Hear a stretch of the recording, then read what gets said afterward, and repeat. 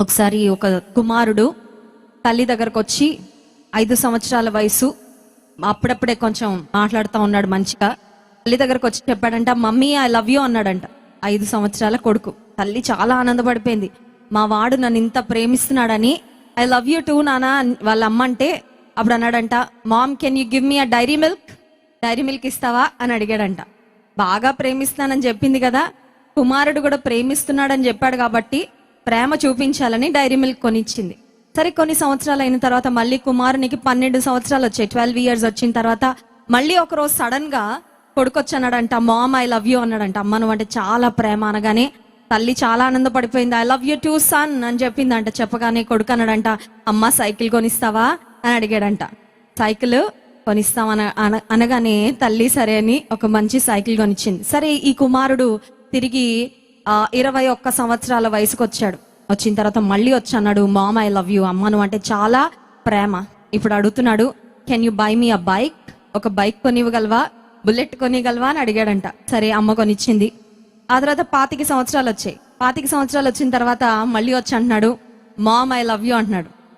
అయితే ఇప్పుడు తల్లికి అర్థమైపోయింది, ఐ లవ్ యూ అనగానే ఏదో ఒక రిక్వెస్ట్ పట్టుకొస్తున్నాడు, ఏదో ఒకటి కోరిక నెరవేర్చుకోవడానికి మాత్రమే ఐ లవ్ యూ అని చెప్తున్నాడు అని అర్థమయ్యి తల్లి అడిగింది, ఏం కావాలి నాయన అని అడిగింది. అడగగానే, నేను ఒక అమ్మాయిని ప్రేమిస్తున్నాను, I'm in love with a young girl, కొంచెం ఆమెతో పెళ్ళయ్యేలా చూడమ్మా, నాన్నని ఏదోలా కన్విన్స్ చేయమ్మా అని అన్నాడు.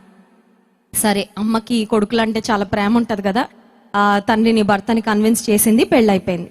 పెళ్ళైపోయిన తర్వాత కొడుకుకు 35 ఏళ్ళు వచ్చాయి. 35 ఏళ్ళు వచ్చిన తర్వాత మళ్ళీ ఒకరోజు ఇంటికి వచ్చి అన్నాడు, మామ్ ఐ లవ్ యూ అన్నాడు. అప్పుడు అమ్మ నింది, నీకు ముందే చెప్పాను కదరా ఆ పిల్లని పెళ్లి చేసుకోవద్దని, ఆ పిల్లతో కొన్ని కష్టాలు పడ్డాడు, పెళ్లి చేసుకున్న అమ్మాయితో. అమ్మ ప్రేమ విలువ తెలిసింది, తల్లితో వచ్చి చెప్తున్నాడు ఐ లవ్ యూ అని. సరే, ఈ కుమారుడు పెద్దవాడైపోయాడు. కుమారునికి 60 సంవత్సరాలు వచ్చాయి, తల్లి 80 సంవత్సరాలు దాటిపోయాయి.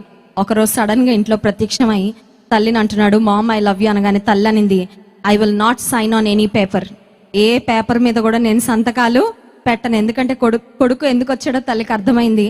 ఆస్తి కాగితాల మీద సంతకాలు పెట్టాలనుకొని తల్లి మీద ప్రేమ చూపిస్తా ఉన్నాడు అని తల్లికి బాగా అర్థమైంది. ఈ సంఘటన ఎందుకు చెప్తున్నానంటే, human love has strings attach to it. భూ సంబంధమైన మనుషుల ప్రేమలకు ఏదో ఒక షరతులు, ఏదో ఒకటి వాటికి మరి అటాచ్ అయి ఉంటాయి. కానీ దేవుని ప్రేమ ఎంత గొప్ప ప్రేమ అంటే, God's love has no strings attach to it. దేవుని ప్రేమ ఎంత గొప్పదంటే, దేవుని ప్రేమకు ఎలాంటి షరతులు కూడా లేవు. మనము మంచివారముగా ఉన్నప్పుడు, మనము నీతిమంతులుగా ఉన్నప్పుడు, మనం యథార్థంగా ఉన్నప్పుడు దేవుడు మనల్ని ప్రేమించలేదు. కానీ God loved us at our worst. దేవుడు మనం నీచమైన స్థితిలో, ఆయనకు శత్రువులుగా, ఆయనకు దూరస్తులుగా, ఆయనను మరి హేట్ చేసే వారముగా ఉన్న ఆ స్థితిలో దేవుడు మనల్ని ఎంతో గొప్పగా ప్రేమించాడు.